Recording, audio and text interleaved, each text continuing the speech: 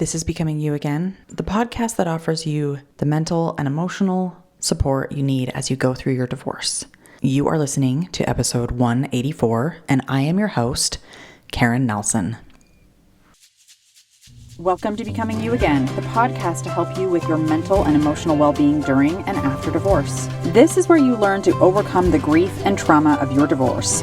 We're going to do that by reconnecting with yourself, creating lasting emotional resilience, and living a truly independent life so that your life can be even better than when you were married. I'm your host, Karen Nelson. Welcome back to the podcast. This week, I am going to be talking about stepping away from all or nothing thinking. All or nothing thinking, black and white thinking, good versus bad, that type of thinking keeps you stuck. It keeps you stuck exactly where you are. It keeps you feeling very powerless. And when you are stuck in all or nothing thinking, it's really difficult to see where you do have power over your own life and over your own decisions. And this can be detrimental during divorce because when you think in this way, this all or nothing, you fail to see that you actually do have choices all over the place. You have choices in pretty much every situation, but they're really hard to see when you're stuck in this kind of thinking. And instead of seeing choices, you only see things one way, which is often interpreted in your mind as, and that means I have no control, which then is going to leave you feeling helpless. It's going to leave you feeling powerless, and it just completes that cycle of feeling stuck. My friends, this is no way to live. This is no way to go through your divorce.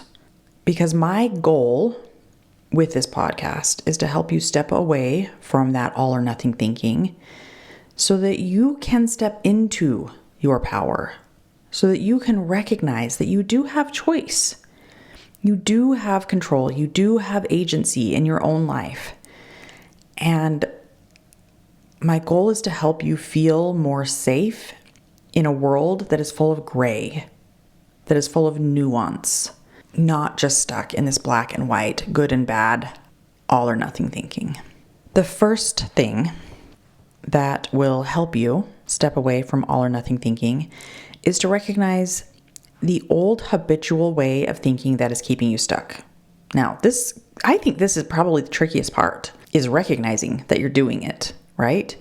But the thing is once you start to recognize, you get better at it. You kind of step away from what your brain is telling you and you step into watching or paying attention to what your brain is feeding you, what your mind is feeding you. So it's tricky, but it's not impossible. And the more you do it, the better you get.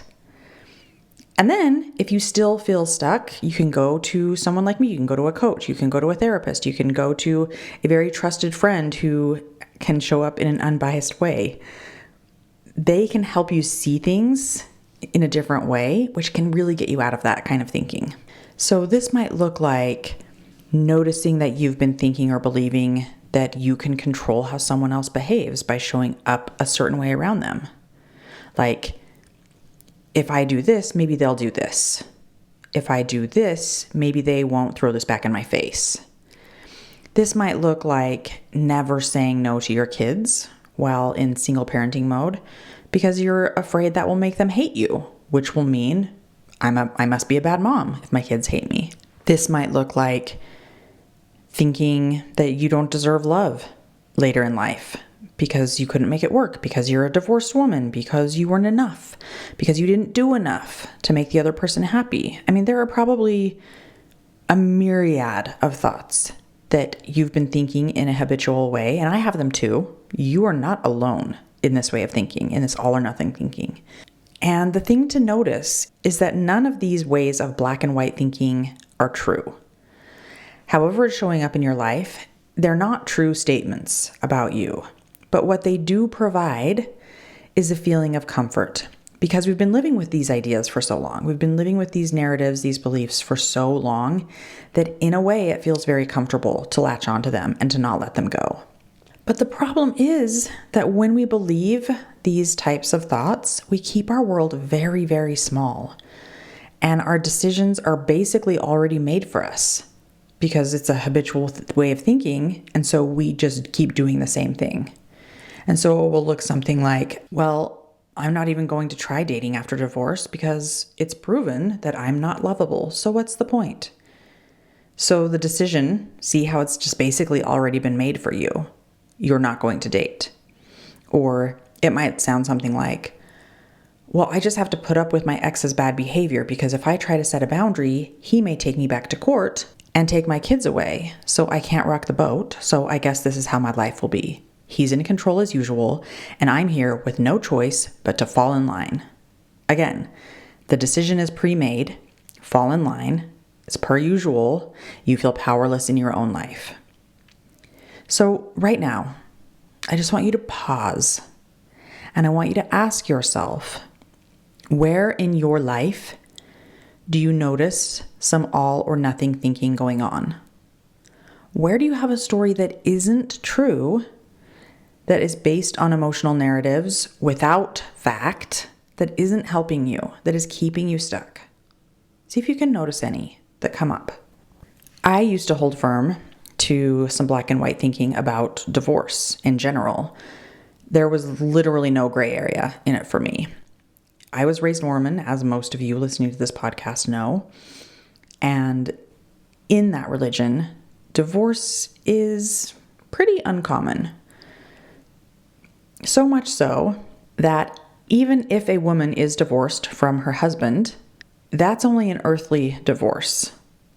If you had been married in an LDS temple, LDS is just another name for Mormon, that meant that you were sealed together as a couple, as a unit, for time on earth and for all eternity. And if you got divorced, that was only for time on earth, and you were still tied to that man for all eternity. So being raised Mormon, I was raised to believe that marriage was forever. Forever. And if you were struggling, or you weren't compatible, or you didn't want to be married, too bad.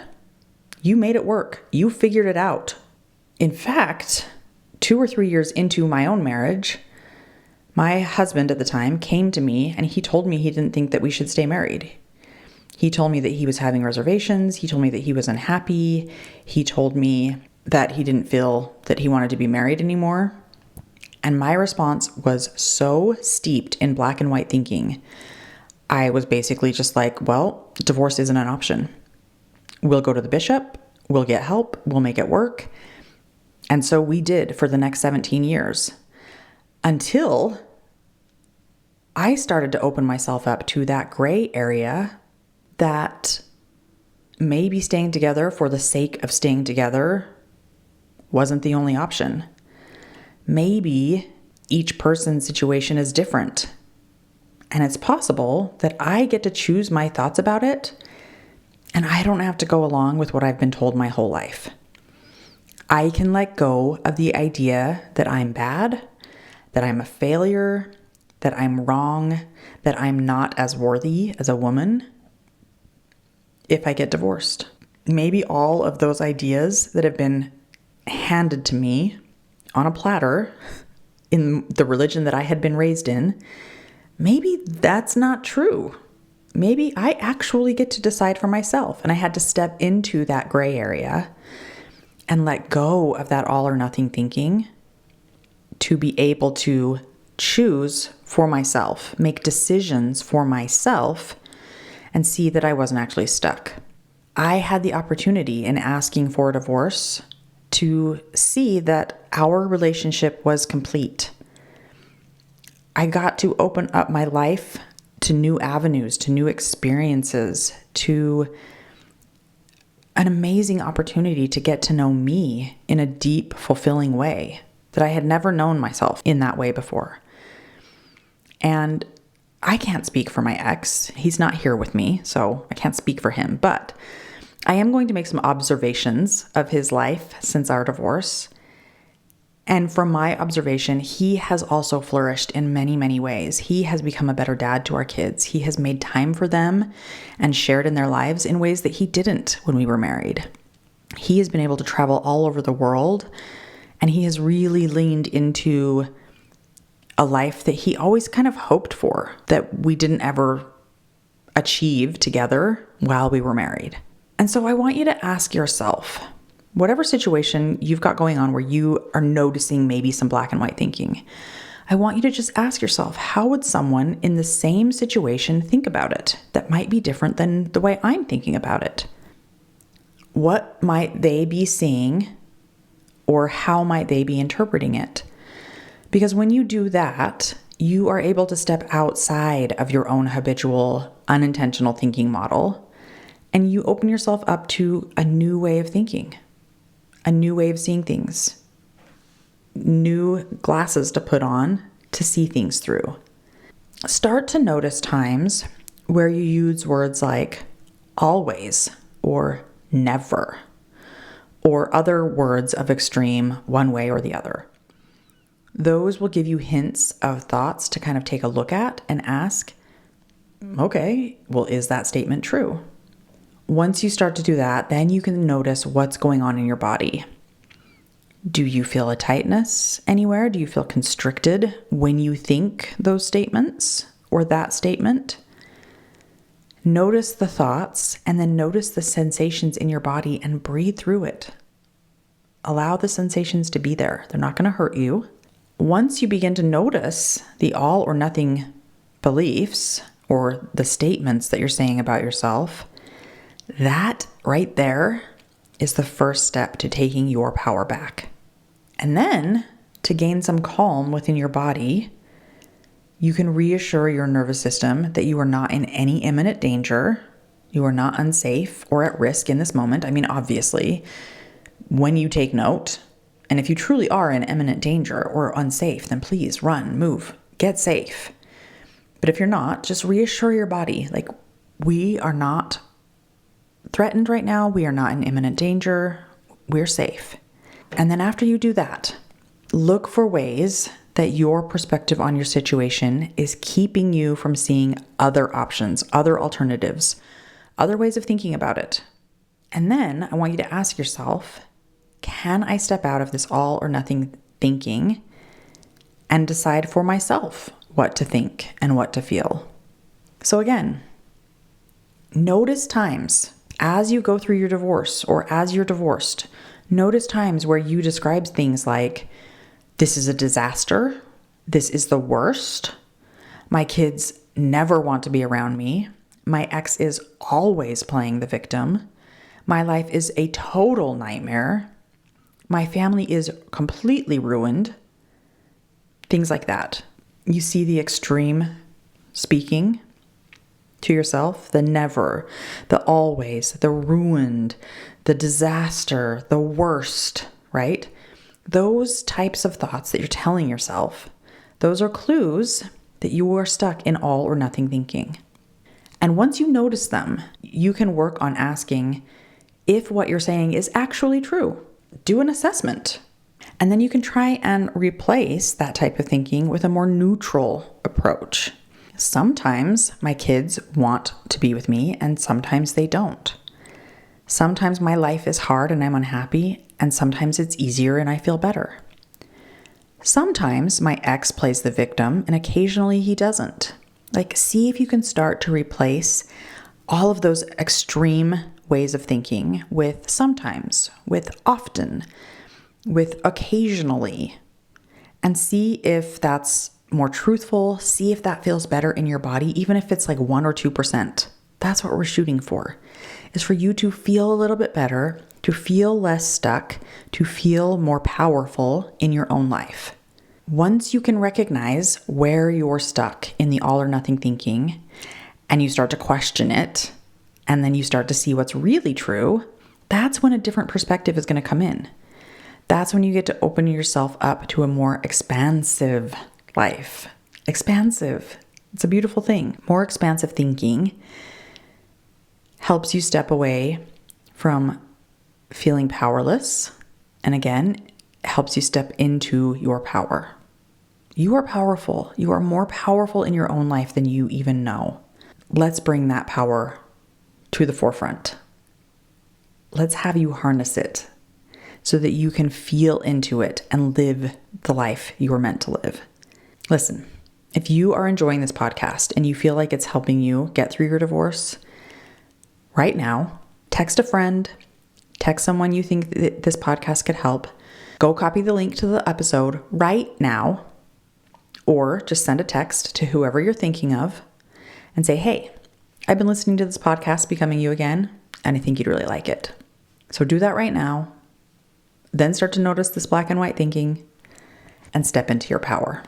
That is what I have for you today. And once again, I will be back next week. Hi friend, I'm so glad you're here and thanks for listening. I wanted to let you know that if you're wanting more, a way to make deeper, more lasting change, then working one-on-one with me as your coach may be exactly what you need. Together, we'll take everything you're learning in the podcast and implement it in your life with weekly coaching, real life practice, and practical guidance. To learn more about how to work with me one-on-one, go to KarenNelsonCoaching.com. That's www.KarenNelsonCoaching.com. Thanks for listening. If this podcast agreed with you in any way, please take a minute to follow and give me a rating wherever you listen to podcasts. And for more details about how I can help you live an even better life than when you were married, make sure and check out the full show notes by clicking the link in the description.